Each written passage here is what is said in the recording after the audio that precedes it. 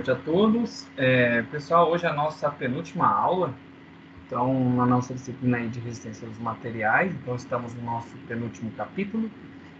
Então, hoje a gente vai falar sobre deformações em eixos circulares. Ficou só um pedaço aqui, deixa eu só apagar aqui. Deformações em eixos circulares.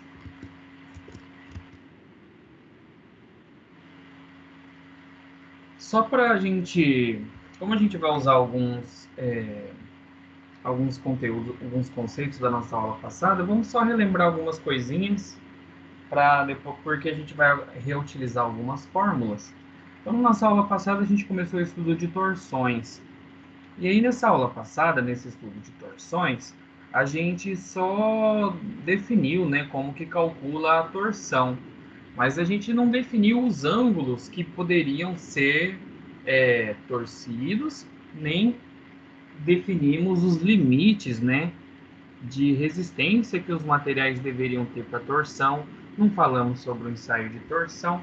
Então, nessa aula de hoje, a gente vai avançar aí nesse sentido. Então, a gente definiu, primeira coisa, que as tensões de cisalhamento que provocam as torções e que a tensão de cisalhamento ela é dependente do raio. Então, se a gente pegar a tensão de cisalhamento no centro dessa área de seção reta de uma barra, por exemplo, vai ser zero e vai aumentando conforme a gente vai indo para a extremidade, sendo que na borda do círculo vai ser o momento que a gente vai ter a tensão máxima. E aí a gente mede essa variação desse raio usando a letra ρ. E C seria o raio do círculo. Caso seja uma barra que seja vazada, que tenha uma determinada espessura, a gente tem como C1 o raio interno, C2 o raio externo, e a gente consegue calcular a relação entre as tensões com essas equações aqui de baixo. Então, aula passada a gente fez exercícios, né, com essas coisas, e aí eu sugiro para quem não assistiu a aula passada que retorne lá, né, para assistir a essa parte. Essa daqui foi a dedução, né, das equações que a gente fez. Então, a gente definiu o momento polar de inércia, aqui. Então, a gente fez essa dedução dessa equação aqui para um círculo. Está ali na frente a dedução, vou mostrar para vocês. E a tensão de cisalhamento ela vai se relacionar com esses valores aqui, ó. O T é o torque, Professor, o C é o raio. Oi. o senhor está compartilhando a tela? Porque não está aparecendo para mim aqui. Oh. Tá aparecendo para Não está aparecendo. Não está aparecendo nenhum slide aqui. Está aparecendo só a foto do senhor aqui. E o resto, pessoal? Para mim tá aparecendo. Não. Pra mim tá aparecendo, normal. Sair e voltar, às vezes é com a internet. Aí, agora voltou. Ou... Voltou, professor. Fechou.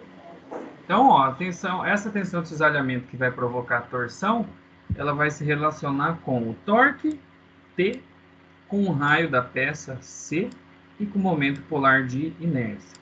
O momento polar de inércia é uma variável que vai me falar a resistência que o corpo tem em torcer, em relação à torção. C é o raio máximo, então é para tensão máxima. Se for para qualquer parte da peça, eu uso ρ e aí é só uma tensão. A dedução desse J aqui, ó, que é o momento polar de inércia, a gente fez, né, para o círculo e tal, e aí a gente chegou nessas duas relações aqui, né, na aula passada. Essa daqui para se a figura for vazada, né, se a peça for vazada, e essa relação aqui se a peça for maciça. Então, se for vazada, eu subtraio aqui os raios elevado a quarta. Se for maciça, só faço π vezes c a quarta dividido por 2. E aí fizemos diversas aplicações. Quem por acaso perdeu a aula passada, depois eu sugiro reassistir. Inclusive, eu só postei os slides, tá, pessoal? Eu tô postando agora no YouTube lá, tô subindo os vídeos aqui conforme a gente está conversando. Tá subindo os vídeos lá no YouTube. E aí, assim que tiver feito o upload lá certinho, eu aviso lá no grupo que eu já postei. Então, deduzimos esse daí também. Então, essa imagem, agora a gente já vai começar a se preocupar com os ângulos. Por quê? Porque se é uma tensão e está tendo uma deformação, nesse caso uma deformação por torção, a gente quer medir o quanto que torceu, né? A gente quer saber, se eu torcer tanto, minha peça aguenta? Mas e se eu torcer mais um tanto? Ela continua aguentando ou ela já se rompe? Então a gente quer saber essas relações aí. Então aqui, ó, a gente vai trabalhar com dois ângulos aqui, ó. A gente vai trabalhar com um ângulo que está aqui, ó, entre esse ponto B e esse ponto A. Aqui a gente tem um ângulo e a gente tem outro ângulo aqui, ó, que é entre esses dois deslocamentos angulares aqui, ó, A e A'. A gente tem esse outro aqui. Então a gente vai trabalhar com esses dois ângulos aí para medir as torções. Então aqui, ó, o que ele define aqui o modelo que vai usar? Antes da deformação, todas as retas são paralelas. A partir do momento que a gente tiver a torção, as linhas não vão ficar paralelas. Apenas as linhas circulares, né, que continuam sendo círculos, mas a gente vai ter a torção dessas linhas aqui longitudinais, né, que agora elas vão mudar a posição. Daí seria tipo o caso desse aqui de baixo aqui. Então a gente vai levar em consideração essas variáveis aqui, né, na hora da gente equacionar aí, né, essa equação que a gente quer que relacione, né, a torção com as tensões aplicadas. Então, ó, vamos olhar aqui nessa parte da esquerda primeiro. Peraí, que faltou um animado, tá. Vamos olhar nessa da esquerda aqui primeiro. Então, que ele está medindo aqui, ó? Aqui na figura A, na esquerda, ele está usando C para o raio, igual a gente usou lá no momento polar de inércia. Beleza, não vai mudar. Ele está usando esse φ aqui, ó, como o ângulo de torção, ou o ângulo torcido. A gente pode usar esses dois termos. Então, o ângulo que torceu, ou o ângulo que foi torcido, a gente vai usar como esse ângulo que a gente está denominando aí. Essa letra aqui é a letra φ. Então, a gente pode usar ele aí como ângulo de torção. Se vocês olharem ali, ó, entre o B e o A, a gente tem um outro ângulo, que é o ângulo, a letra gama. E a gente chama essa letra gama aí, nesse caso aí, ela que vai representar a deformação que vai ser por cisalhamento. Então, esse gama que está aqui, ó, que eu estou circulando, aqui na nossa legenda está aqui, ó, ele vai ser o nosso ângulo de deformação por cisalhamento. Então, a gente tem um ângulo de torção, que é o φ, e o ângulo de deformação por cisalhamento. O ângulo de deformação por cisalhamento, ele vai ser justamente esse ângulo que vai ter da variação das linhas, né, daquelas linhas longitudinais. E ali depois, o ângulo de torção vai ser medido aqui no círculo. Então, assim, a deformação por cisalhamento pode ser calculada por essa relação aqui, ó. Então, esse gama, ele seria a deformação. Esse L aqui, ele é o comprimento da barra. Então, esse é a medida aqui. E aqui ele está sendo um produto dessas posições. Então, esse A aqui, ó, seria tipo a posição inicial que tinha esse ponto aqui, e que depois a torção ele deslocou para a linha. Esses ângulos, pessoal, todos medidos em radianos. Então, o que pode ser feito? Já que a gente está trabalhando aqui, ó, só para ficar mais claro aqui, a gente pode trabalhar uma relação trigonométrica desse deslocamento aqui, ó. Isso aqui é um deslocamento, tá, pessoal? É um deslocamento angular, é uma medida de ângulo. Então, esse beta aqui, ó, que está nesse desenho, ele seria essa medida aqui, dessa abertura, né? E esse R é o raio. Então, a gente vai aproveitar que tem isso daqui e só vai atualizar para a relação matemática que a gente tem ali embaixo. Então, o ângulo que a gente vai usar aqui, ó, que está R, a gente pode usar, se for o ângulo máximo, a gente estava usando a letra C. Se a gente quiser trabalhar com ângulo genérico, a gente usa a letra ρ. Então, se eu pegar aqui, ó, o ângulo, a distância ρ, vezes esse deslocamento angular φ, ele vai ser numericamente igual a esse produto aqui. E se a gente fizer por relações trigonométricas, eu posso atualizar ele em função da nossa deformação específica γ e do nosso comprimento L. E no final das contas, a equação que a gente vai usar é justamente essa daqui, ó. Então, a deformação por cisalhamento γ depende de quem? Do ângulo de torção, do comprimento inicial e do raio. Então, essa aqui é a equação principal que a gente vai precisar.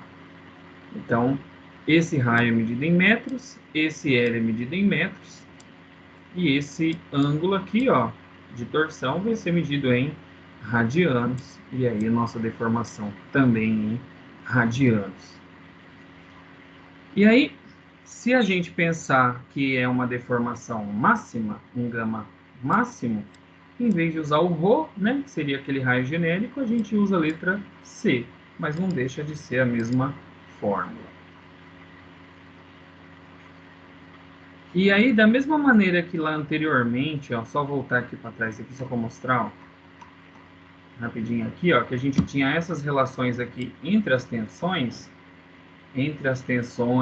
e o ângulo ρ e o ângulo C, e aí a gente tinha isso que era tudo diretamente proporcional. Aqui na frente a gente vai ter a mesma ideia dessa correlação com essa relação 4.15 aqui, ó, que está aqui embaixo.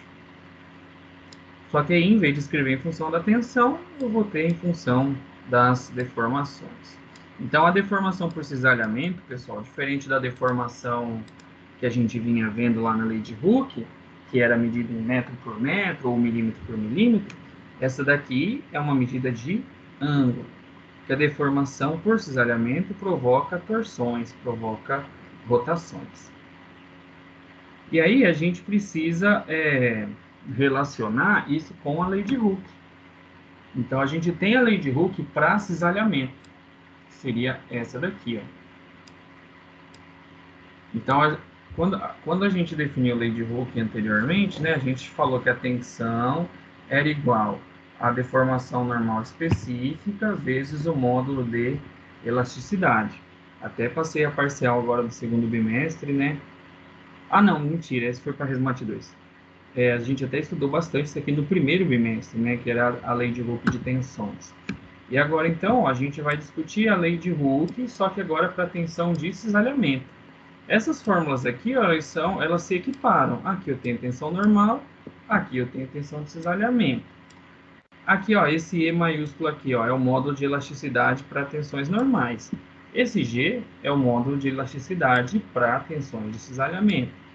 Esse E eu tenho a deformação específica para forças normais, né, para tensões normais, que são tensões de compressão e de tração. Aqui agora eu vou ter esse γ, que é deformação específica pro cisalhamento. Então ele vai ser medido em ângulo, porque ele é justamente para torção. Então a gente pode relacionar essa equação aqui, ó, que é a lei de Hooke para cisalhamento. Ela é praticamente igual a outra lei de Hooke que a gente viu, e aplicar ela para outra lá, né?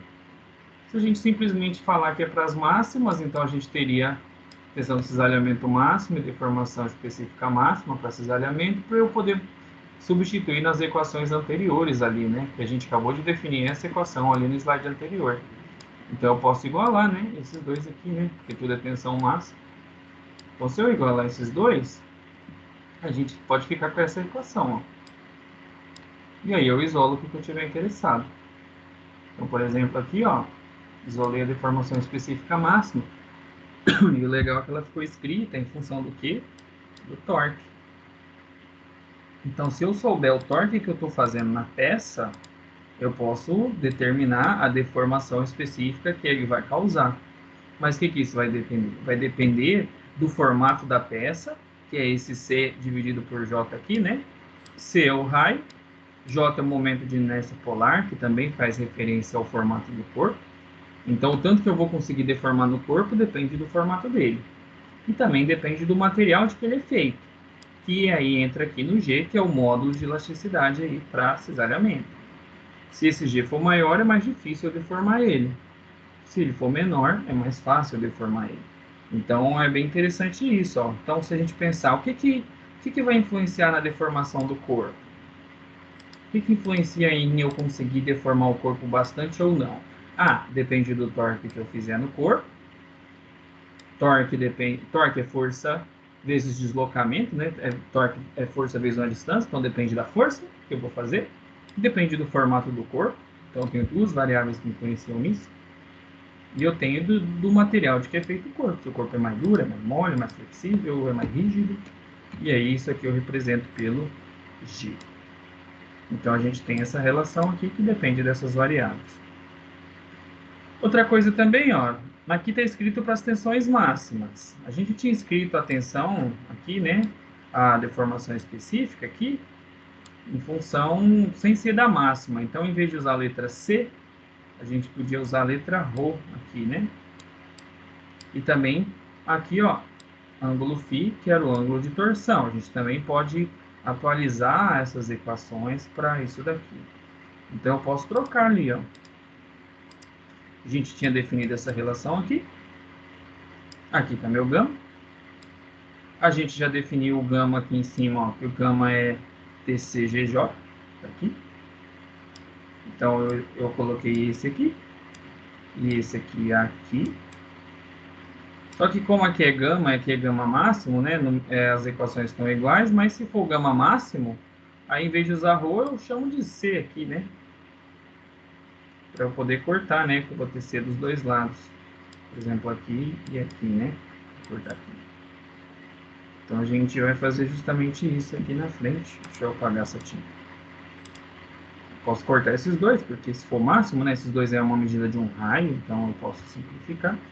E aí, se eu isolar o ângulo de torção, eu também posso ter em função dessas medidas, ó.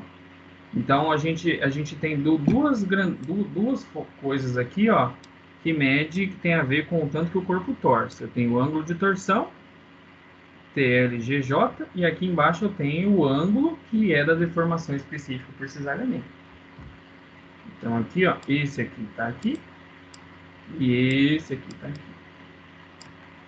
Então, meio que os dois são parecidos, só dependem aí mais ou menos de como que vai ser calculado. Mas ambos são medidas de ângulo. E ambos dependem do torque que vai ser aplicado, dependem da rigidez do material e dependem de um fator aqui referente à forma. O ângulo de torção depende do comprimento do corpo e a tensão de cisalhamento depende do raio da peça. São as duas em relativo ao formato, mas a fórmula é bem similar aí as duas. Então, na hora da gente fazer exercício disso aqui, é até relativamente simples a gente saber o tanto que esse corpo vai torcer ou não, né? Então, o livro traz a máquina de um ensaio de torção, que é um ensaio de torção para barras, né? Então, o que eu vou fazer? Para a gente ilustrar isso daí, eu vou trazer um filminho do ensaio de torção para vocês assistirem. Vou compartilhar aqui minha tela. Então, já é um vídeo é um vídeo lá do Telecurso 2000, então já vou dando os créditos aqui do Telecurso 2000, que mesmo sendo dos anos 2000 ainda serve ainda para nossa educação agora de 2020, né? Acho que 20 anos depois. E aí eu vou compartilhar aqui o vídeo com vocês.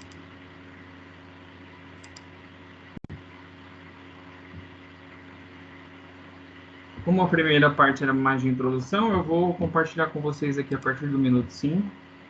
Se eu coloquei para sair o áudio aqui, caso não esteja saindo, vocês me avisem.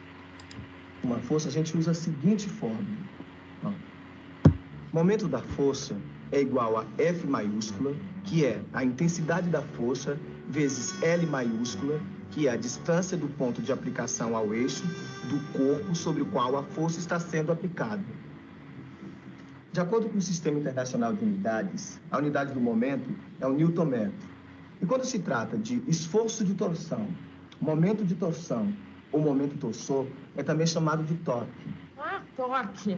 Foi exatamente isso que faltou no nosso motor na largada da última corrida, né, Ed? É mesmo, viu? Bom, agora a gente precisa ver as propriedades avaliadas no ensaio de torção. A partir do momento torsor, do ângulo de torção, a gente consegue um gráfico parecido com aquele do ensaio de tração, ó. É mesmo. Então, ó, eu dei pausa aqui só para a gente discutir. Esse gráfico aqui, pessoal, a gente conversou bastante com ele no primeiro bimestre. Porque esse é um gráfico que a gente varia, nesse caso aqui, ó, tá vendo que tem um θ aqui na direita? Esse θ tá valendo o ângulo de torção, né? Que eles representaram como θ. E aqui ele fez em relação ao momento torsor, esse MT que está aqui. O momento torsor é o nosso torque, então eu posso... O momento de uma força, que é o momento torsor, que a gente tem vários sinônimos aí, que é o que a gente chama de torque. Aqui no livro a gente está usando a letra T. E aqui, então, ele relaciona, né, os dois. Então, se a gente pegar a nossa equação, que eu mostrei ali agora, ela é uma equação de primeiro grau. Então, todo esse começo aqui, ó, aqui meio que é uma reta, ele pode ser explicado pelaquela equação matemática, que enquanto a gente tiver a deformação que a gente fala elástica, eu consigo continuar deformando o corpo. Nesse caso aqui é para torções.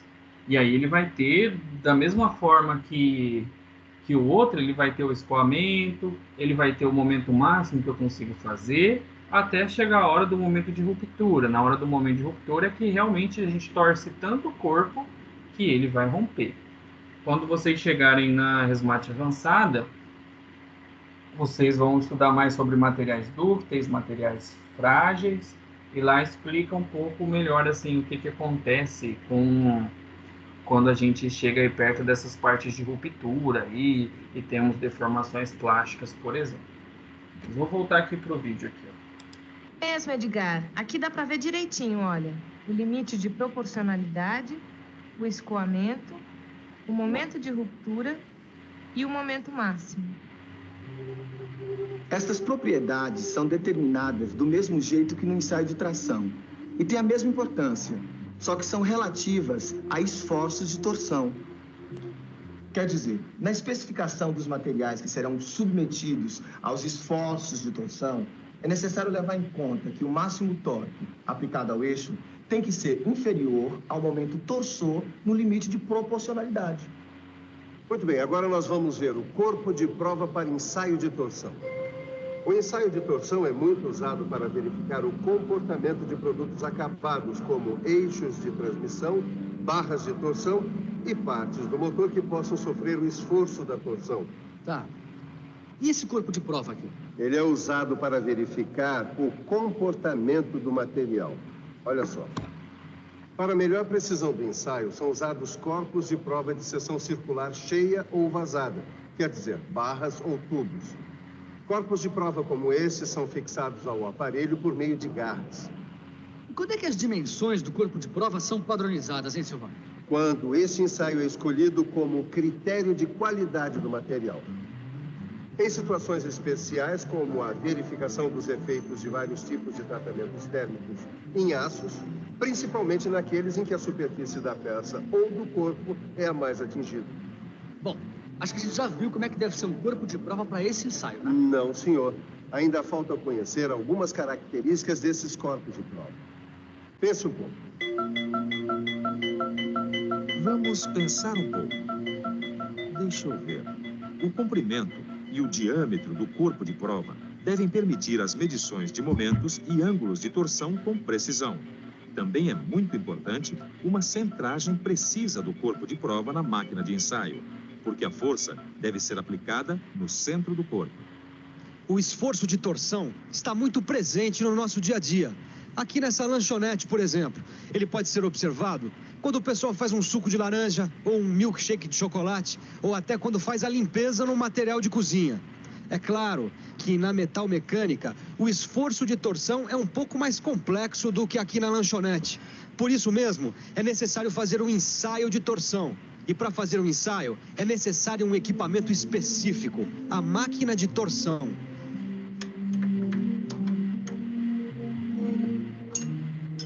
Pronto, Nilson. Garanto que esse eixo tem mais resistência ao esforço de torção do que o outro, viu? Ainda bem, né, Edgar? Mas sabe que a gente falou tanto do ensaio de torção? Eu queria saber como ele é feito. Mas isso é muito fácil, Nilson. É só você ficar de olho no ensaio de torção.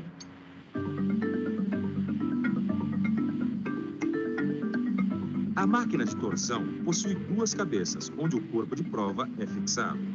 Uma dessas cabeças é giratória e aplica ao corpo de prova o momento de torção. A outra cabeça está ligada a um pêndulo que indica, através de uma escala, o valor do momento aplicado ao corpo de prova. Muito bem, tá vendo? Ah, tá aí, Silvano. Gostei desse ensaio. Então agora, Caio, eu vou te apresentar algumas fraturas típicas do ensaio de torção. Eu achei que o corpo de prova quebrasse sempre do mesmo jeito. Não. O aspecto da fratura depende do material do corpo de prova. Se o material for dúctil, a fratura deverá ser de um tipo. E se o material for frágil, então a fratura será de outro tipo. Tá. Os corpos de provas de materiais dúcteis apresentam uma fratura segundo um plano perpendicular ao seu eixo longitudinal. Esse é um material frágil e a fratura se dá segundo uma superfície não plana, mas que corta o eixo longitudinal segundo uma linha que, projetada num plano paralelo ao eixo, forma um ângulo de aproximadamente 45 graus com o mesmo. Ela é chamada de fratura helicoidal. Muito bem, Caio. Pessoal, não sei se vocês repararam nos desenhos aí, mas quem fica 45 graus aqui, ó, é o longitudinal, é o dúctil, tá? Esse fica 45 graus. O material frágil é que corta assim, ó, que fica certinho 90 graus. Isso é perpendicular, não é, professor? Então eles inverteram a explicação ali, ó. 45 graus é pro dúctil. Exatamente. E o 90 graus é pro frágil. O material frágil, pessoal, na hora que ele fica nesse esforço, ele simplesmente rompe. Ele só faz tom. Já se ele é dúctil, vocês sabem que material dúctil é normalmente materiais que são feitos fios, né? Então, sei lá, você pegar um fio de cobre e torcer ele vai se romper com essa carinha desse desenho. Ele não vai romper desse jeito aqui, ó, tipo como se fosse uma linha reta. Então, depende do material, se ele é frágil ou dúctil. Nesse caso aqui, pessoal, o frágil está no conceito de ser o contrário de dúctil. Então, ele se romperia dessa forma aí. Cada tipo de material na engenharia tem a parte boa e a parte ruim. Então, mesmo às vezes esse nome frágil, a gente pode achar que é ruim, mas ele tem suas aplicações. Tá, vou continuar o vídeo aqui, mas já está acabando. Aqui, projetada num plano paralelo ao eixo, forma um ângulo de aproximadamente 45 graus com o mesmo. Ela é chamada de fratura helicoidal. Muito bem, Caio, vamos ver se você realmente prestou atenção. Imagine que um corpo cilíndrico como esse está sob a ação de uma força de torção de 20 newtons, que está aplicada num ponto que está a 10 milímetros do centro da seção transversal. Pois muito bem. Eu quero que você calcule o torque que está agindo sobre esse corpo. Mas que essa é fácil. Nesse final, acho que só vamos calcular o torque, momento né? de uma força. Vamos lá. Momento de uma força é igual a intensidade da força vezes a distância. Substituindo, temos 20 newtons vezes 10 milímetros, o que dá 200 newtons milímetros. Essa foi moleza. E vai ficar mais moleza ainda se você prestar atenção na revisão que está começando agora. E eles nem colocaram no sistema internacional de medidas, né? Mas não que a conta esteja errada. Só que depois, se você usar isso para calcular outras coisas, aí tem que mudar para o sistema internacional para ficar certinho. Vou compartilhar nosso slide aqui de novo. Então, assim, pessoal, esse vídeo foi mais para a gente ver, né, como que é feito o ensaio. Então, você conhecendo, né, esse valor que você está torcendo e você vê a hora que rompe, você consegue fazer um gráfico, né, parecido com aquele que apareceu lá. E aí você tira informações das peças que você está usando. E, professor, Oi. como é que é o nome desse aparelho aí? Que é o esquemático ensaio de torção, mas tem um nome esse aparelho aí, não tem? Pois é, ele no vídeo ele chamou de máquina de torção. Máquina de torção. É, Beleza. ele chamou desse nome no vídeo. Não sei se Porque tem para toda uma algum. máquina tem um nome, né? Sim, Específico. é. Não sei se tem um nome específico para isso. Beleza, beleza. Tá, vamos fazer uma aplicação aqui para a gente ver essas equações aí que a gente está discutindo. Então, a gente tem essa figura aí, apresenta o eixo circular. Então, aqui na disciplina, como o nosso momento polar de inércia a gente só viu para barras circulares, por isso que nossos exercícios estão focando para esse tipo aí. Então, a gente tem esse comprimento de eixo, é 240 milímetros, né, o comprimento, e o diâmetro desse eixo é 20 milímetros. E... Ah, tá. Então, e aí ele fala que ele é tipo assim, ele é maciço daqui até aqui, e depois na outra metade ele é vazado. Então ele tem esse diâmetro interno de 16 milímetros, né? Então ele apresenta, né, aí uma espessura de 4 milímetros. Então ele quer aí o torque em cada apoio devido ao esforço de torção que vai acontecer no meio do eixo. Então ele vai supor que tem esse esforço de torção aqui, ó, 120 Nm. Então olha a unidade de medida, ó, isso é importante a gente interpretar, ó. É uma força vezes uma distância. Então que grandeza que é essa aqui, pessoal? Isso é uma força vezes uma distância. Torque? É o torque. Então aqui está o torque, ó. 120 newton vezes metro. Então esse vamos fazer aqui passo a passo aqui todos juntos. Aí depois a gente pode deixar para vocês tentarem fazer um sozinho. Então vou tentar já fazer isso. Eu dou qualquer coisa, eu falo, eu dou umas dicas e vocês tentem fazer. O que vocês acham? Apesar que esse aqui ele é meio enjoado, porque como ele tem esse torque aqui no meio, é melhor a gente fazer junto esse, e aí o próximo eu deixo vocês tentarem fazer. Tá. Então assim, primeira coisa, a gente tem esse torque no centro, que vale 120 Nm.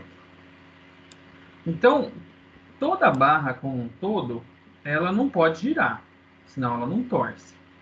Então, a gente tem que descobrir quanto que vale os torques que cada apoio aqui vão fazer para anular, né, esse torque que está acontecendo aí.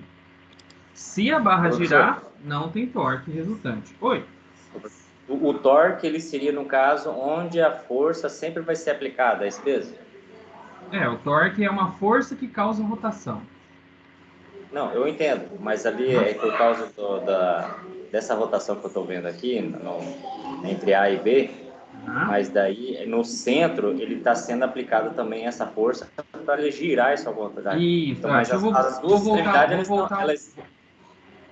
voltar aqui que eu acho que vai ficar mais fácil você entender.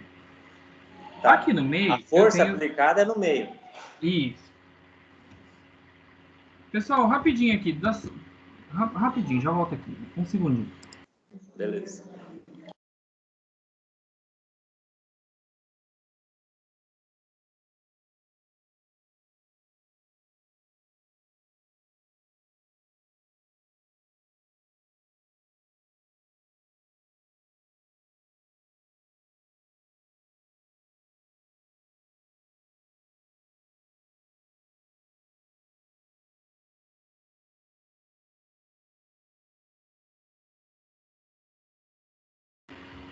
Oi, beleza. Pessoal, então aqui, ó, eu tenho o torque está no meio. Quem que vai segurar essa barra para não girar? Os dois apoios, o apoio B e o apoio A. Então, os apoios vão fazer torques contrários. Entendeu? Então, esses dois que a gente vai calcular. As extremidades. Isso, onde ele está preso. Beleza. Eles vão ter que dar um jeito de cancelar esse torque que está aqui no meio. Tá, mas essa força aplicada no meio, ela está só firmada, ela não está sendo forçada. É isso? Está sendo forçado. Ah, está sendo forçado. Porque ele vai dar conta de torcer essa barra. Ah, tá. Beleza. Então, a gente pode imaginar que ela está presa em A e B, e a gente pegou um alicate, apertou ali no meio com força o suficiente e torceu. Agora. Aí ele vai torcer do meio para as pontas. Só que daí essa barra é uma barra diferente. Ela é fechada pela esquerda, ela é maciça, e para a direita ela é vazada. Que é tipo um exercício mais assim, para a gente imaginar a situação aí e tal, é didático.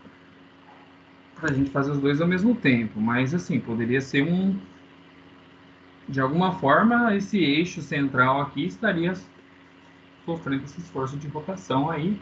E aí, essas junções aqui, né, nessas extremidades, tem que ser suficiente para segurar isso daí, porque senão ela vai rodar, né, dentro desses apoios. E a gente não pode acontecer isso. A gente está considerando que isso aí está tudo bem preso.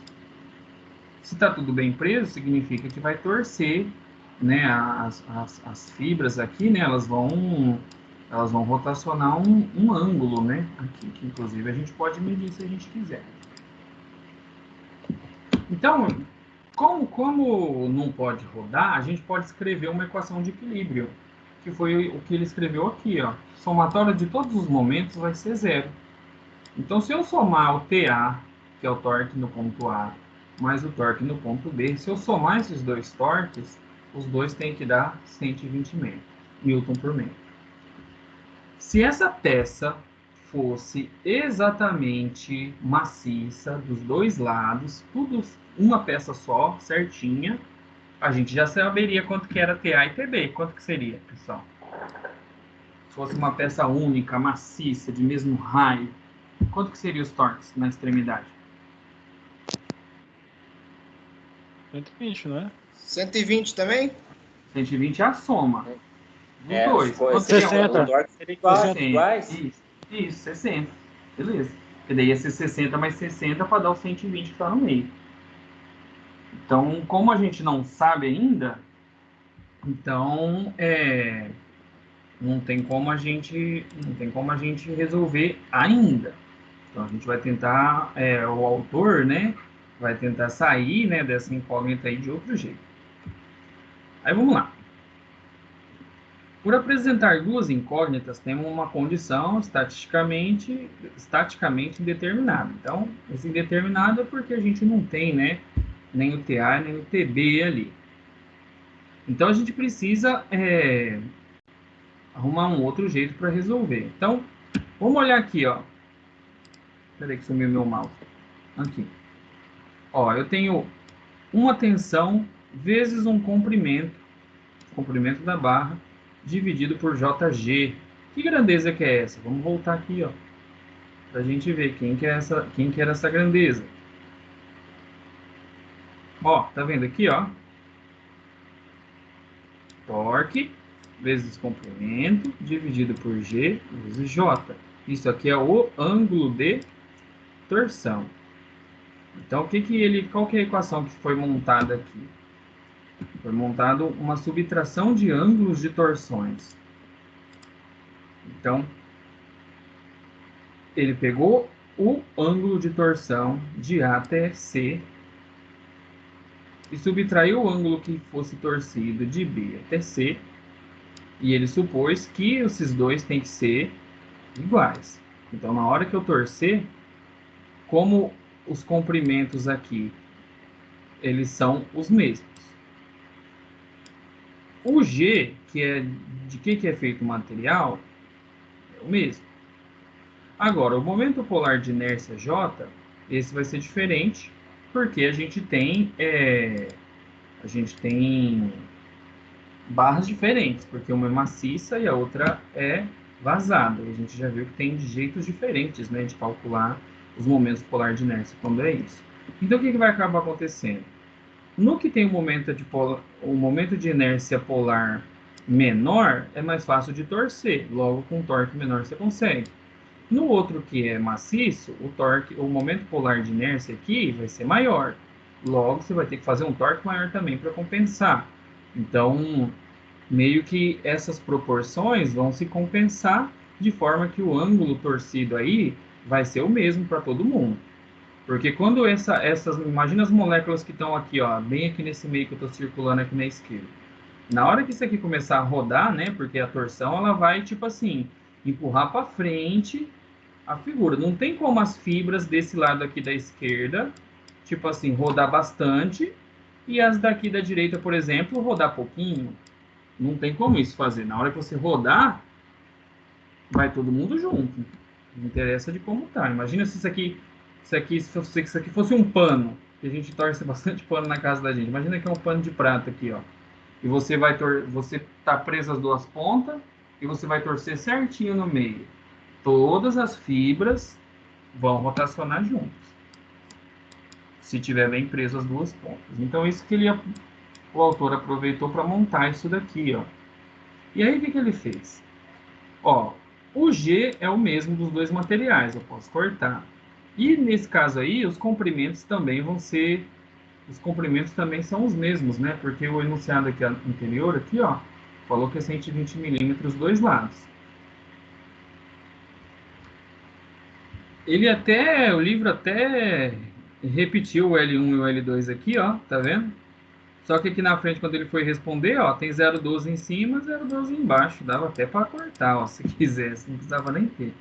Então, a relação entre as tensões vai depender do momento polar de inércia J. E aí a gente fez bastante exercício dele aula passada, né? Na aula passada todo mundo veio, né? Então, no aqui ele chamou de J1 e J2, deveria ser JA e JB, né? Mas assim, ó, no J do lado A, que eu acho que deve ser do J1 aqui, que ele chamou, mas deveria ser JA, que é de A até C ali, ele é a figura densa. Então, aqui, ó, ficou π raio a quarta e depois divide por 2. Como o exercício falou que o diâmetro ele era 20 milímetros, deixa eu voltar aqui só para conferir. Ó, o diâmetro é 20 milímetros, ó, tá aqui no enunciado. Então, na hora de calcular esse momento polar aqui, ó, ele colocou metade. E aí, calculando, dá esse valor aqui. Para a figura vazada, que é esse J2, que talvez poderia ser JB, a gente tem que subtrair os raios, né? O raio externo do raio interno. Isso aqui seria como se fosse assim, ó. A figura é vazada. Então, aqui é ela circular, aqui é a parte que é vazada. Esse ponto aqui a gente chama de C1. Esse ponto exterior aqui a gente chama de C2. Então, por isso que a gente subtrai, porque eu só quero esse comprimento aqui, ó, que eu estou pintando aqui na figurinha. E aí dá esse momento polar de inércia dessa figura. Então, eu jogo aqui nas tensões, ó. E aí, olha que interessante. A gente achou uma relação matemática entre TB e TA. A tensão B depende da tensão A em função ali da divisão dos momentos polares de inércia. Então, agora que eu tenho isso aqui, ó, eu posso simplesmente pegar isso aqui e jogar lá na equação aqui, ó, no lugar desse TB. Então, o TA, então vai ficar TA mais 0,59 TA vai ser 120. Então, se eu pego 1 TA mais 0,59 TA, que é aqui do TB, né? Que é igual a esse daqui. Por isso que aqui está 1,59, certo? Que é 1 TA mais 0,59 TA é igual a 120. Então, eu passo o TA, esse 1,59 eu passo dividindo. Achei o TA, volto lá e acho o TB. E olha que interessante, os torques casaram com o que a gente tinha suposto anteriormente, ó. Na figura vazada, eu tenho que fazer mais força para torcer. Não, na figura que é maciça, eu tenho que fazer mais força para torcer, ela é mais rígida. Na que é vazada, eu com menos torque aqui, ó, consigo torcer ela, porque ela é menos rígida porque ela é vazada. Alguém quer perguntar Professor? alguma coisa? Pode falar, Eduardo. Sim, professor. Para mim saber o TA, que ele é 1, o exercício ele deu, isso aí? Não, é porque aqui, ó, vou fazer só essa parte aqui, ó, quer ver, ó? TA mais TB. TB a gente achou ali, ó, que vale 0,59 TA. Isso. Isso aqui é igual a 120. Quando não tem nenhum número aqui, quanto que é essa soma aqui, ó? Quando não tem nenhum número aqui, significa que é 1. É 1 TA mais 0,59. É verdade. É igual verdade. Se fosse tipo assim, X mais meio X. Sim, entendi. Meio X. Só que aí é TA. Hoje o trabalho foi bem pesado, a cabeça tá chegando ainda. Não, tá de boa. Não é valeu, só você não. Hoje à tarde eu fiz proficiência também, tô com a cabeça até doendo aqui também. Vamos lá, bora lá. Entendido esse exercício, pessoal? Sim. E que ficou de chato, assim, de diferente? Só porque teve que montar esse sistema de equações aqui, né, para fazer. Mas é interessante porque a gente chegou numa conclusão legal nesse pedaço aqui, ó, que a relação entre as tensões nesse caso só se devia aos momentos de inércia polar. Então, quem ia mandar aí se é mais fácil torcer ou não, era o momento de inércia polar, porque eu tinha a gente tinha duas barras feitas do mesmo material, só que uma era vazada e a outra não. E a gente viu que a gente faz mais torque, né? Precisa de mais torque, mais esforço para torcer uma figura que é densa do que uma que não é. Do que a que é vazada, por exemplo. Então tá. Esses exercícios são alguns exercícios que tem lá no final do nosso livro, e aí a gente vai fazer juntos aqui. Deixa eu só compartilhar certinho, que daí a gente eu quero fazer junto com vocês passo a passo, só para eu fazer aqui uma... A gente digitando.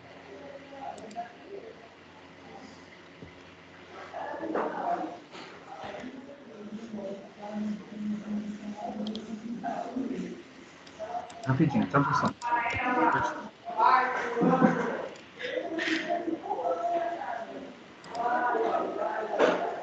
Aparecendo aí o enunciado para vocês? Sim, professor. Tá, então, ó, vamos ler juntos aqui, ó. Esse primeiro texto é um texto introdutório, né? Então, às vezes o projeto de um eixo depende de restrições à quantidade de rotação ou torção que pode ocorrer quando o eixo é submetido a um torque. Além do mais, saber calcular o ângulo de torção para um eixo pode acarretar na variação do torque interno ao longo da linha central do eixo. Então, esses cálculos que a gente está fazendo, eles vão impactar principalmente em projetos de transmissão. Então, para desenvolvimento de máquinas e etc., é bem importante. Então, se algum de vocês aí é de elétrica ou mecânica, vai trabalhar bastante com isso aí durante o curso de vocês.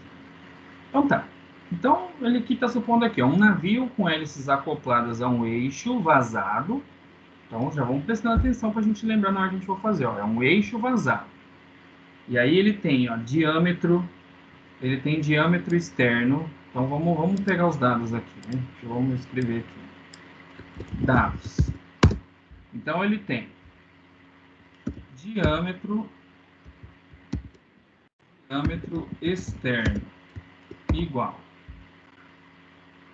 350 milímetros. 350 milímetros ou 0,35, né? O diâmetro interno dele vai ser 280 milímetros ou 0,28 metros. O comprimento vale L, que vale 50 metros. Esse é o comprimento dele.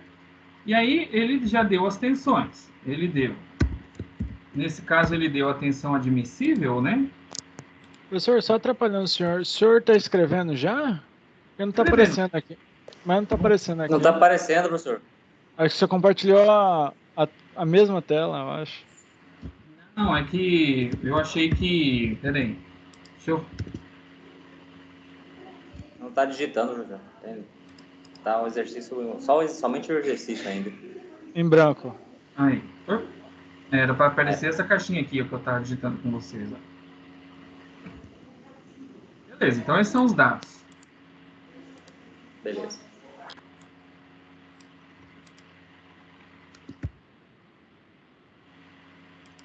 Tensão admissível 45 MB.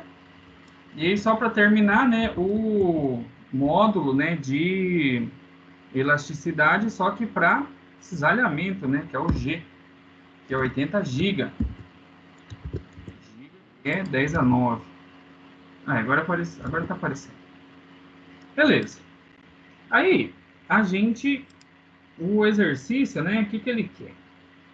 Ele quer o ângulo de torção. O ângulo de torção, se a gente lembrar lá da nossa equação, deixa eu digitar ele aqui. Acho que ele vai aparecer só depois que eu terminar de digitar. Apesar que eu tenho ele ali atrás. Deixa eu pegar ele ali mais fácil. Então, o ângulo de torção é esse aqui, né? Que a gente já fez. Então, o ângulo de torção é essa letra φ. Então, ele depende do quê? Do torque, T. L é o comprimento, isso eu tenho. O G é o comprimento, eu tenho. O J, ele é o momento polar. O momento polar precisa dos diâmetros e dos raios, né, que foram dados. Então, beleza. Só que o que eu tenho? Eu preciso do torque.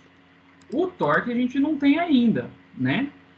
Então, a gente precisaria achar o torque em função de outras variáveis. Na nossa aula passada, a gente fez isso. A gente fez a relação entre torque e tensão. Que foi justamente essa equação aqui, ó. Vou colar aqui para vocês, ó. Justamente essa relação aqui, ó. Que a gente tinha tensão. E aí, com essa tensão, a gente podia achar o torque. Aqui, colei, apareceu, né? Então, a gente já tinha essa relação aqui entre tensão e torque. E aí vai ficar faltando o quê? Só a fórmula do momento de polar de inércia para esse tipo aí, né? E essa daqui, ó. Vou colar aqui também para aparecer. Aqui. Normalmente eu estava fazendo aqueles exercícios que a gente fez no Paint e tal. Só que isso aqui tem tanta letra grega nesses negócios. É tal, é fi, essas coisas que... fica ruim de fazer lá, porque eu tenho que ficar escrevendo outros nomes. Então vamos fazer passo a passo aí. Ó. Primeira coisa que a gente pode calcular então, ó, vamos calcular o momento polar de inércia.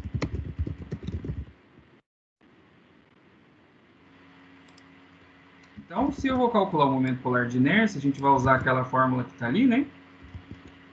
Deixa eu só ver um negócio aqui, pessoal.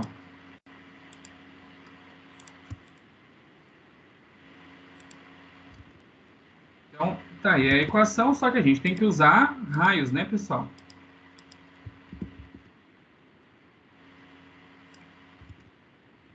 Então,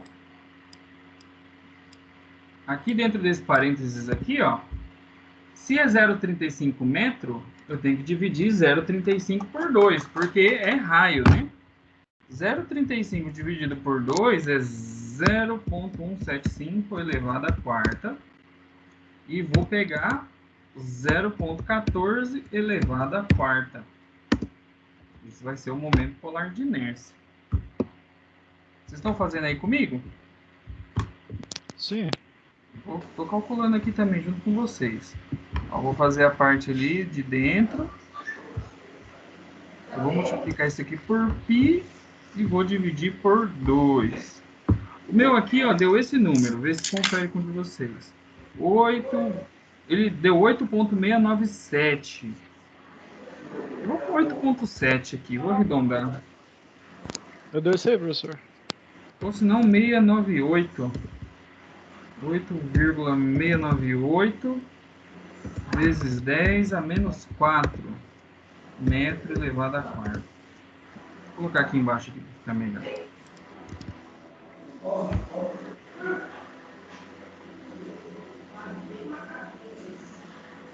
Então, esse é o momento polar de inércia. Então, o que faltou agora? A gente precisa do torque, né? O torque, ó, a gente vai tirar daquela... A gente vai retirar daquela equação ali, ó, da tensão de cisalhamento máxima, né? O torque. 8,70, professor? Pode ser 8,70. Eu coloquei minha calculadora aqui para arredondar isso aí, senhor. Ah, entendi. Não sei se às vezes na prova o senhor... Na outra, não sei se vocês lembram, eu implementei para ela ficar... Para ela pegar valor arredondado. Tipo assim, tinha uma faixa de valores que ele ia considerar como certo.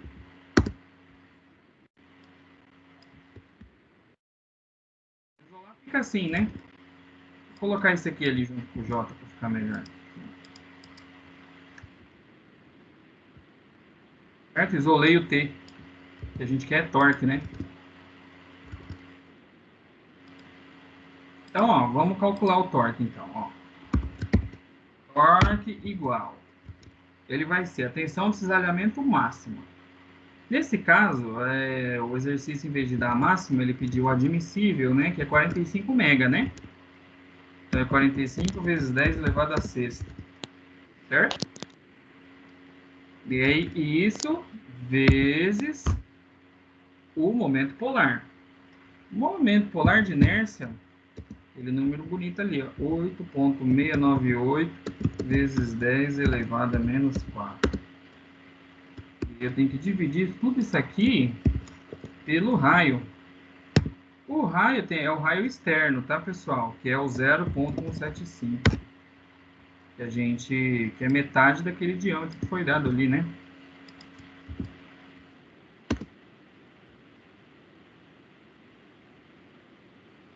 Agora tem que calcular quanto que dá essa bagaceira aí.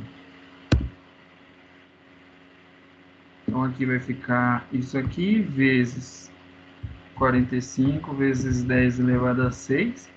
Eu tinha deixado na tela aqui ainda da calculadora o momento polar que a gente calculou aquela hora, então ficou mais fácil.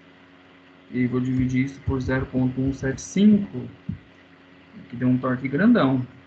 223.662,351 Newton por metro. Confirmem aí se vocês vão achar esse valor aí, pessoal. 2,24, 10 menos 7, professor, é isso mesmo? 1, 2, 3, 4, tinha que ser mais, né? 1, 2, 3, 4, 5. Meu deu 2,23 e 10 a quinta.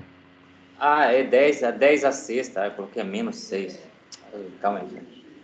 É porque é 45 mega, né? É verdade, eu coloquei menos. E aí, por último, a gente vai calcular o ângulo de torção.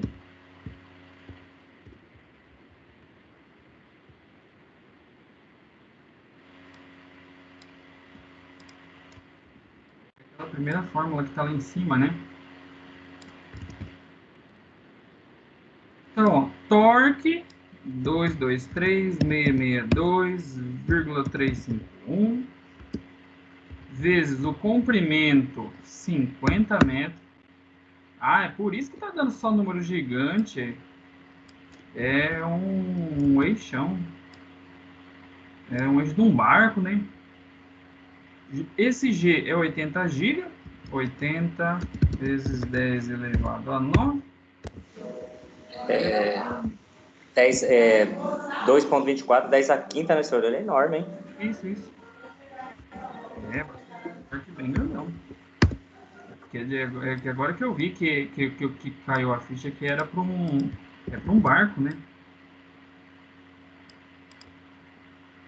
Então aqui vai dar o ângulo de torção se a gente calcular esse daqui. Como que vai ser o ângulo de torção? Então vamos fazer essa conta aí. esse 223,662,351 vezes 50. Aí vou dividir por 80 vezes 10 elevado a 9. E vou dividir por 8,698 vezes 10 elevado a menos 4. Aqui no meu deu 0,1607.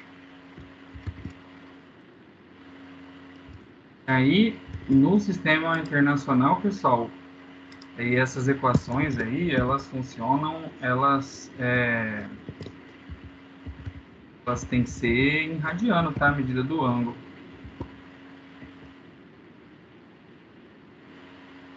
Um 1,61, 10 a menos 1, senhor.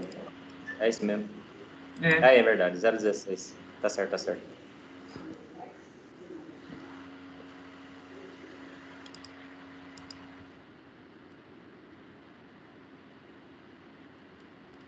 Dúvidas, então, aí nesse exercício, pessoal? Esse aqui é bem de boa, né?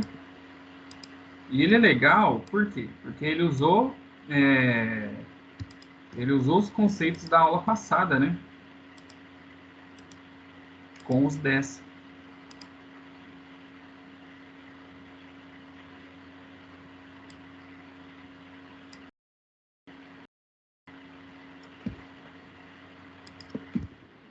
Vamos continuar? Coloquei aqui em animaçãozinha, vai ficar certinho. Aí.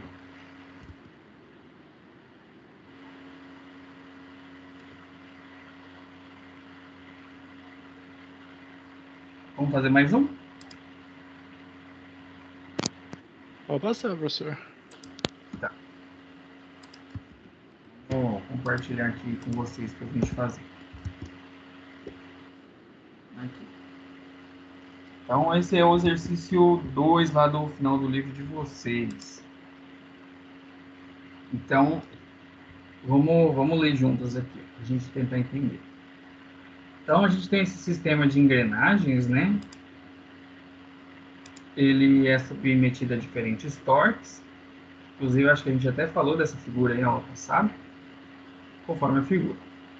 Determine o ângulo de torção da engrenagem C em relação à engrenagem D.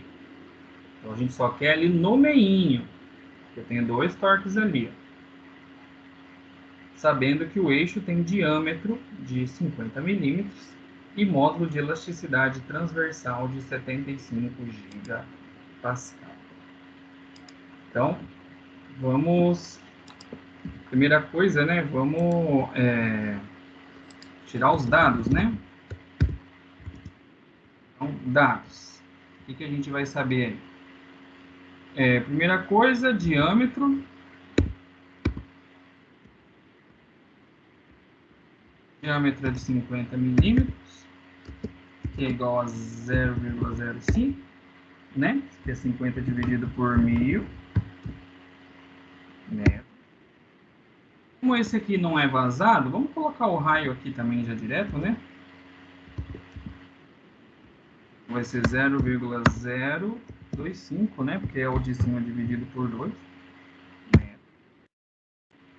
Beleza. Aí a gente tem o módulo de elasticidade ali transversal, que o exercício falou, que é o praticidade, que é o 75 vezes 10 elevado a 9. Então, esse é o módulo de elasticidade aí. Beleza? O comprimento, a gente sabe, né? Quanto que é o comprimento ali de C para D, pessoal? 400. Vou escrever aqui que é 400 milímetros ou 0,4 metros, porque depois, na hora de estudar, fica mais fácil de achar na figura, né? Porque às vezes coloca assim já coloca assim transformado, né? Aí às vezes fica mais difícil. Então, ó, a gente quer ângulo de torção. Ângulo de torção é essa fórmula aqui. A gente tem que pegar o torque, pegar o comprimento, o G e o momento de inércia polar. O que a gente não tem ainda desse aí?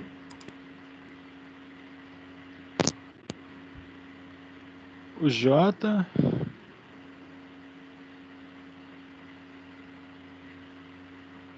A gente não tem o J e o torque. A gente não tem o Φ. O Φ não tem, hein? Oi? O Φ? Então, o Φ é o que a gente quer. Agora que eu vi aqui.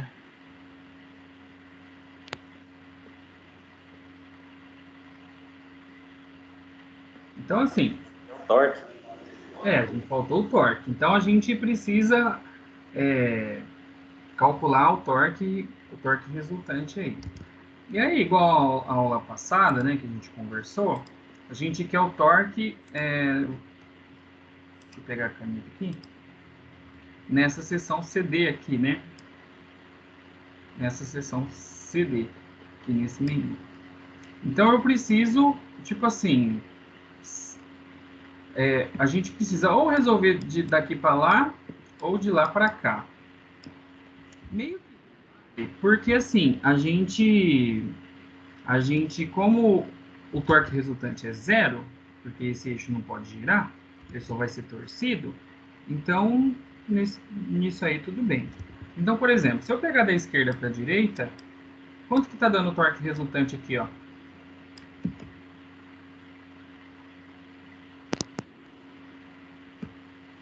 200, né? Porque estão para cada lado. De qual letra para qual letra? De A para C. Isso, de A para C. 200. E se fosse de B para D? B de bola? 200. B de bola, isso, para D. Para D, 200 também, aí. 200 também. Por isso que eu estava falando assim, que tem que anular, porque não pode ter torque resultante, senão vai ter rotação. Então, aqui nesse meio, esse torque vai sair dessa análise aí, da gente olhar, tipo, de A para B ou de C para B. Então, analisando o torque resultante de A para C ou de D para B, tá aparecendo aí, né? Eu estou digitando isso. Sim. O torque valerá 200 Nm. Pessoal, aqui a gente não precisa nem se preocupar muito com qual lado que vai estar girando e tal, porque como a gente vai medir um ângulo, a gente aqui vai usar tudo em módulo, certo? A gente não precisa, tipo assim, é mais, é menos, como que funciona? Para o momento polar de inércia, então, para a gente calculando o momento polar de inércia, que esse valor a gente não tem ainda, né?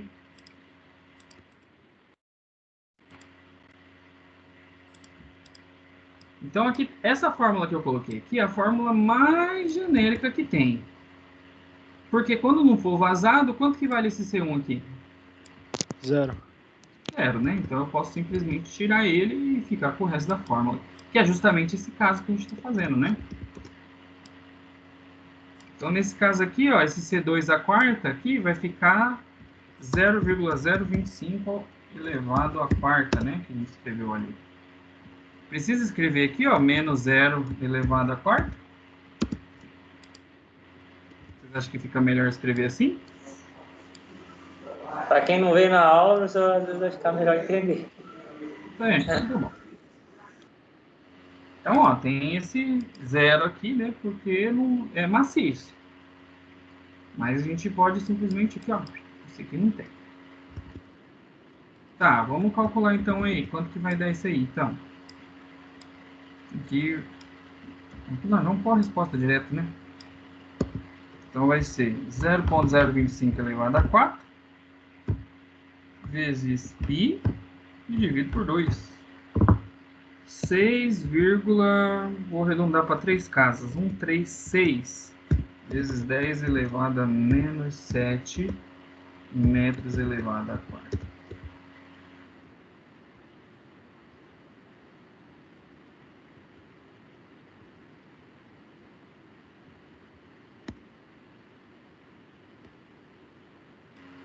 Beleza esse número aí? Tranquilo, senhor. Nós achamos o momento polar de inércia. Então, agora vamos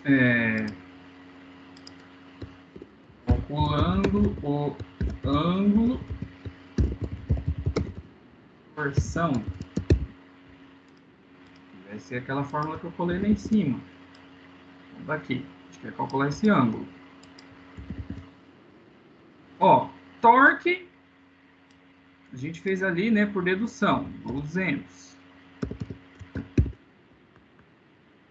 Vezes o comprimento. Quanto que é o comprimento da seção que a gente está analisando, pessoal? 0,4. E vou dividir isso pelo G, que é o módulo de elasticidade, que é 75 GB.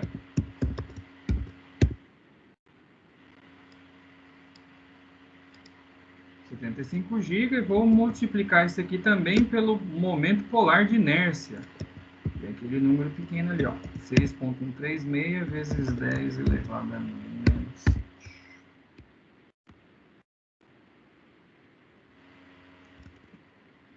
Esse negocinho aí bonito. Agora é ver quanto que vai dar esse ângulo aí.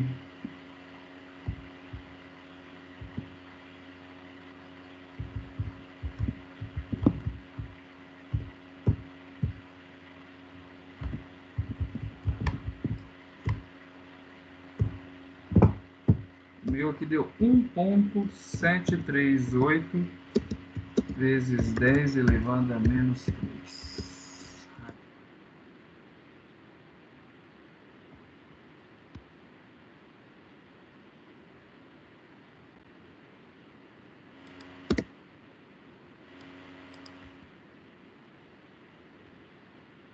Vê se vocês chegaram nesse número aí.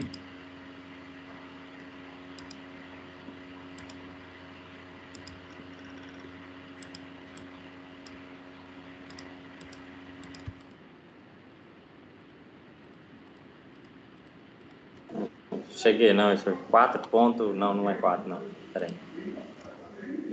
O meu deu certo aqui, chegou também. O meu chegou também. Então, as potências aqui, né? Talvez tem que organizar assim, né? Bonitinho. Vou fazer mais passo a passo.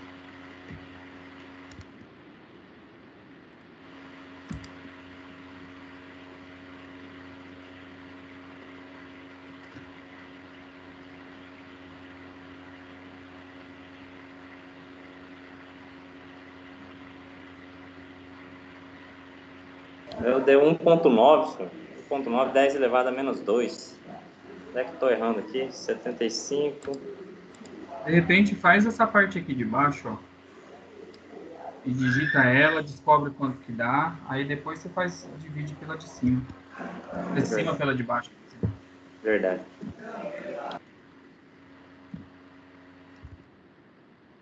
Mais um. Peraí, deixa eu só organizar um negócio aqui. Eu faço o slide, aí eu coloco umas animações para tentar ficar os trem legal, e aí às vezes as animações ficam fora de ordem, aí fica tudo esquisito. Vou deitar aqui.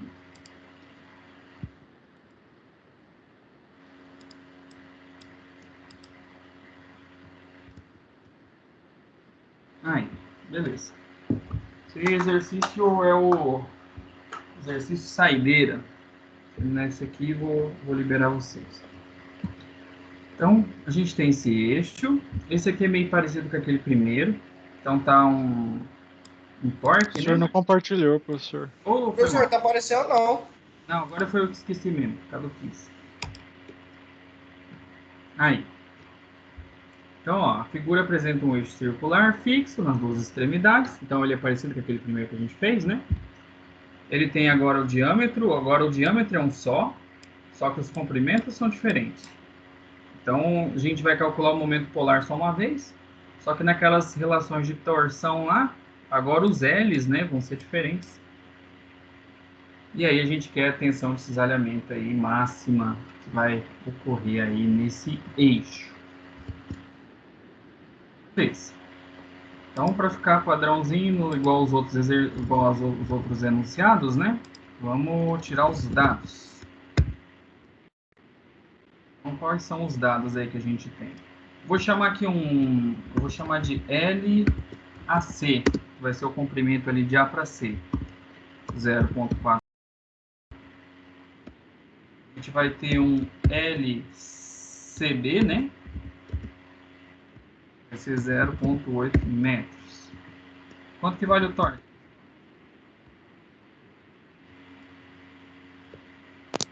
300. 300. Só para vocês identificar que aquela setinha com curvinha ali, ela é justamente o torque. Diâmetro é 40 milímetros, que é igual a 0,04 metros. Só que o que a gente usa é o raio, né? É o raio. Nesse caso aí, o raio é 0,02. E aí... Peraí, rapidinho, pessoal.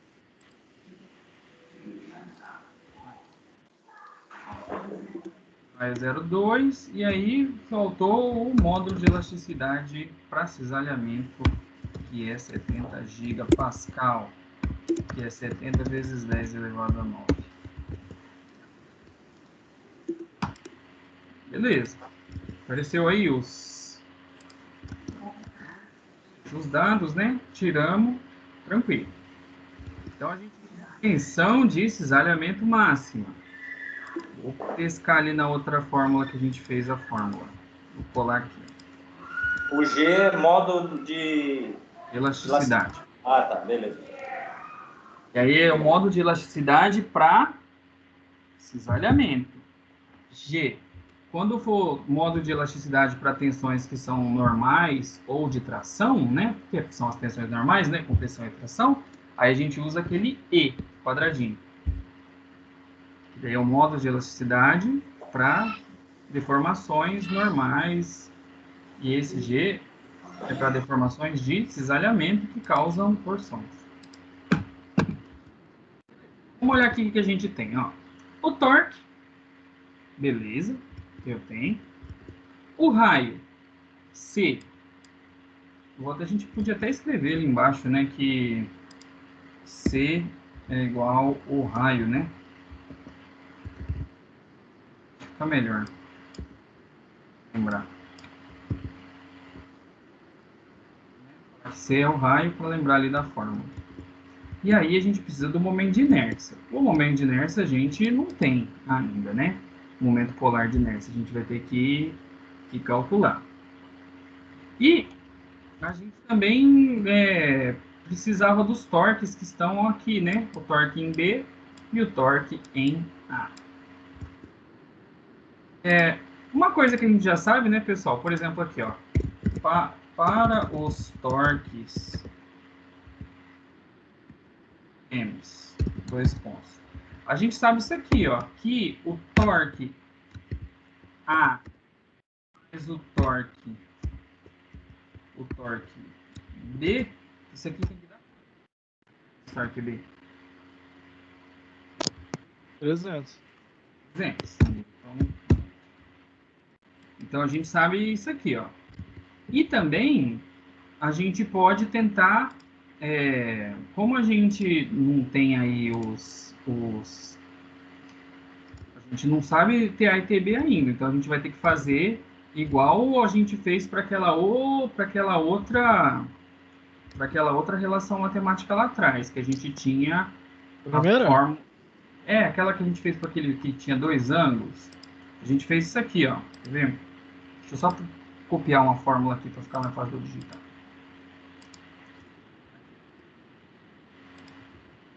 Vou ler aqui, ó, a fórmula do ângulo de torção. A gente discutiu que na hora que for torcer aí, esses ângulos de torção vão ser iguais. A gente discutiu aquela hora que eles são iguais. Então, o que a gente tem? Se a gente quiser... A gente pode escrever assim, ó.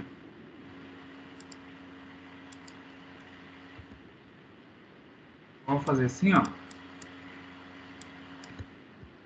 Os ângulos de torção tem dois pontos. Se eu pegar, vou escrever assim para ficar melhor, ó. o ângulo de torção de AC menos o ângulo de torção BC, isso aqui tem que ser igual a 0, porque os dois são iguais, certo? Então, vamos escrever assim, só para ficar bem certinho aqui na hora de digitar. Os dois têm que ser iguais, porque vai torcer todo mundo junto. Eu posso pegar a fórmula do ângulo de torção, que é essa da... Ah, não, peraí, que não é essa daqui, que é essa daqui, ó. Vou colocar ela aqui embaixo. A gente pode pegar essa fórmula do ângulo de torção e subir e trocar. Então eu teria, se eu fizer aqui, o torque é o mesmo, né? Só que aqui nesse L eu teria aqui, ó, um L AC. J, a peça só é mais curtinha, né? Então o momento polar vai ser o mesmo. O G é o mesmo e o torque é o mesmo. O torque eu estou procurando, né? Então aqui seria o torque ali em A.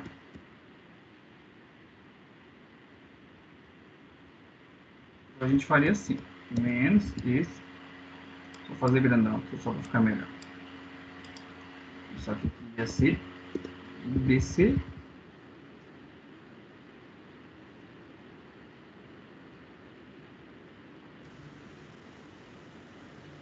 igual a 0. Professor, tá aparecendo não. Aí. É que eu tava digitando, ele acho que aparece depois que eu terminar. Então, ó, o φ AC tá aqui e o φ BC tá aqui. Agora, quando eu jogar, eu vou jogar esse outro aqui pro outro lado, ó, só para ficar mais passo a passo, tá vendo? Então eu vou jogar pro outro lado. Então aqui vai ficar um igual e aqui não tem. Quem é igual dos dois lados eu corto. Ó, esse G é o mesmo para os dois lados, eu posso cortar. E esse J também é o mesmo para os dois lados, eu posso cortar. Porque o J ele só depende do raio, ele não depende do comprimento, né, que é o momento polar. Só depende dos raios. Então, aqui ó, eu tenho o LAC e o TB, então eu posso fazer uma relação aqui nesse, para depois jogar aqui. Ó. Por exemplo, aqui ó, nessa fórmula aqui, se eu cortar, né? Se eu cortar o G e o J, G e J não tem. Peraí, deixa eu só pegar esse equation aqui, bem chato. E aqui. Beleza? Ficaria assim, né? Depois que eu cortar. LAC aqui é 0,4. Vou fazer mais uma linha para ficar melhor. Então, ó, LAC é 0,4. LBC é 0,8. Professor, Oi. no caso, isso daí é para achar o torque resultante? É, o que a gente vai fazer? A gente vai jogar uma equação dentro do outro, aí a gente descobre o torque, o torque em cada um. Aí depois a gente vai e joga aqui em cima. Entendi. E acha a tensão. O maior torque que der aqui, do A e do C, né? A gente joga ali em cima para descobrir a tensão de cisalhamento maior que vai dar. O maior torque, no caso, então? Isso, porque ele pediu a tensão de cisalhamento máxima, né? Vai ocorrer no torque máximo. Ó, passei o 8 dividindo, então 0,4 por 0,8 vai dar meio, né?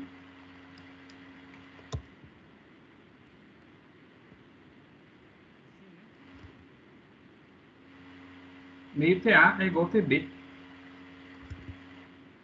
Eu vou ter que fazer duas colunas aqui para resolver isso aqui. Deixa eu puxar todo mundo aqui mais pro cantinho aqui.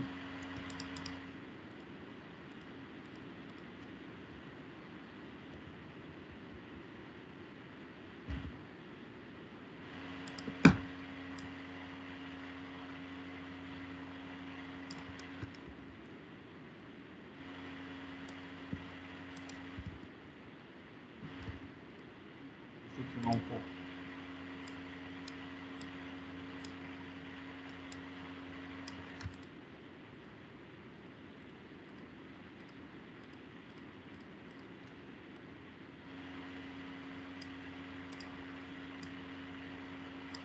Beleza. Então, ó, se a gente voltar ali, ó, se a gente pegar e voltar substituindo na equação de torques, aí a gente vai ter uma relação matemática para os torques, ó, que é aquela de cima ali. O que eu vou ter? Meio TA é igual a TB. Então, no lugar do TB aqui, ó, eu vou pôr 0,5 TA.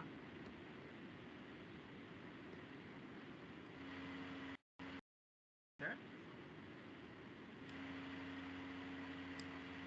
Então, 1 TA mais meio TA é 1,5 TA. Logo, TA é 300 dividido por meio, né? Um e meio. Isso, dividido por 1,5. Quanto que dá isso? 200. É 200? De acordo com a minha conta, eu acho que dá certo. Não, é 200? Vocês estão falando, eu acredito. Aí, achei o TA. Aperta aí, professor, senão não vai caber pra gente printar esse negócio aí. É. Então, vamos lá. Se o meio TA é igual a TB, né, que a gente calculou aqui, né? TB é quanto, pessoal? Meio, aí. Metade do TA, né? Vai vezes 200. Então, é 100 Nm. É verdade. Então, no lado A vai ter que fazer mais torque para torcer. No lado B faz menos.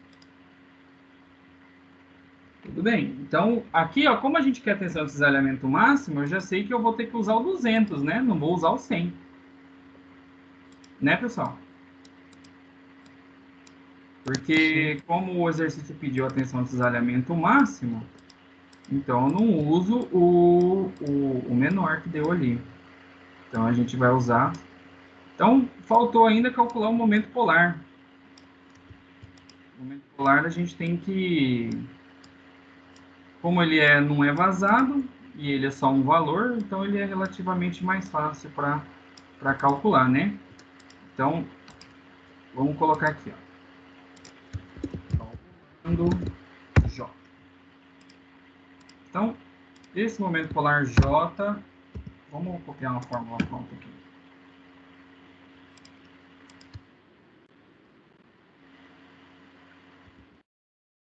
Aqui.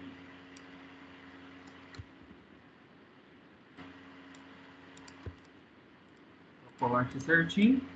E aí, esse C2 a quarta é o raio, que é 0,02 elevado a quarta.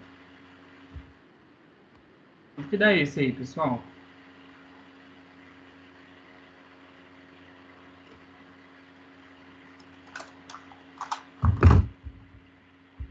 Zero 0,02 elevado a 4 e dividido por 2.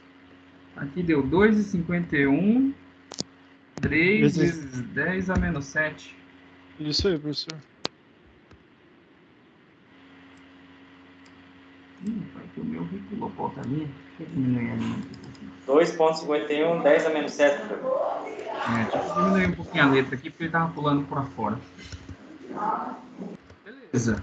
Então, ó, vamos voltar lá. Ó. Tensão de cisalhamento máximo. O que eu preciso? Tá esse daqui, ó. Preciso do torque. Já achei. O raio. Já tenho. E o J, que é o momento polar, já achei ali. Então, agora a gente pode calcular. Vamos colocar aqui, ó. Quando a tensão de cisalhamento máximo. Vai ser esse carinha aqui.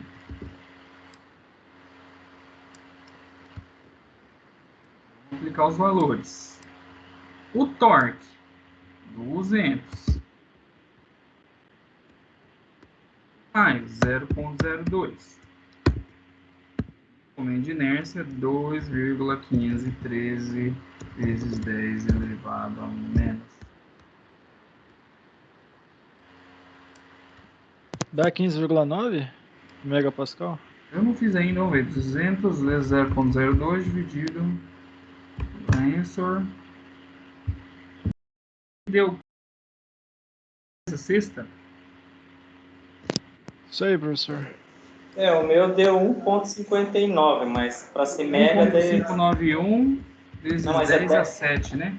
A 10 a 7, mas para ficar, né, em mega, né? Mega seria bacana, 15,91.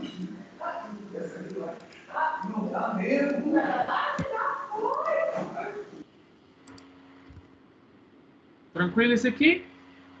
Como a gente já fez um anteriormente, que era isso de isolar e tal, e fazer essa relação de um pelo outro, esse aqui a gente já fez, já ficou mais fácil da gente identificar, né? Para quando tem esses torques duplos aqui, né?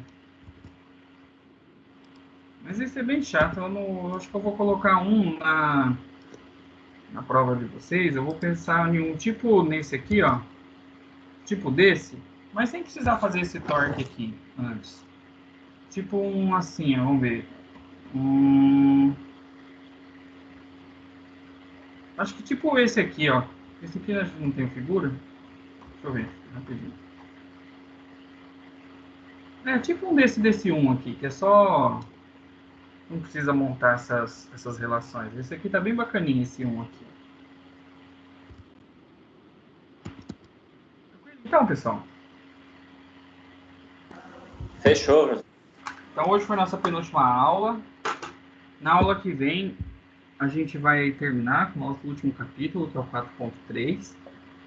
E aí, esse capítulo que vem, ele meio que é uma aplicação, assim, mais das coisas e tal. Então, eu gostaria que vocês, tipo assim, se vocês tivessem alguma dúvida do semestre mesmo, assim, do bimestre, já, porque a gente já está encaminhando para oficial, né?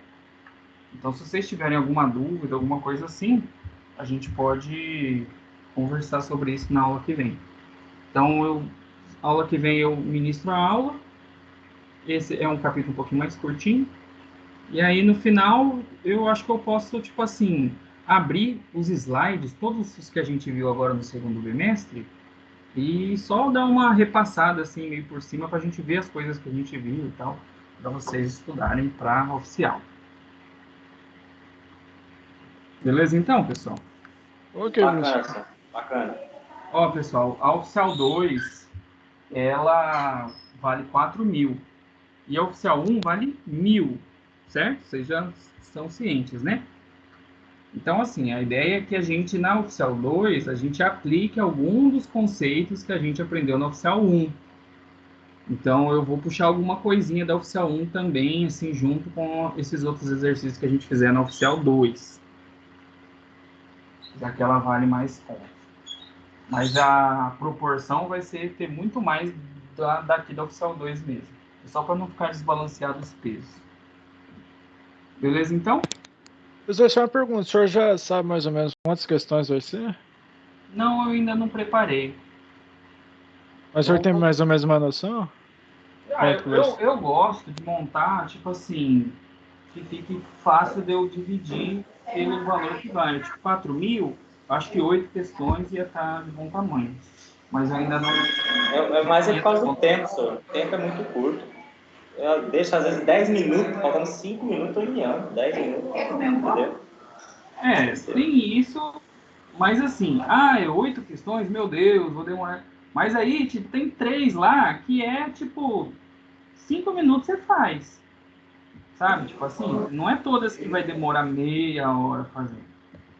Então, vai ter no meio, vai ter umas que é bem fácil e umas que é mais difícil, umas medianas. Se vocês pegarem a vista prova da oficial 1 de vocês vão ver lá que tinha questão de 2 linhas, resolvia, e tinha questão que era mais trabalhosa um pouquinho. Então, vai estar mesclado a prova de vocês. Vou tentar fazer, tipo, questões fácil, média e difícil. Beleza, então?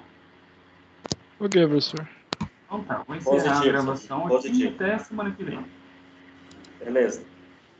Ótima semana. Para vocês também. Boa noite, senhor.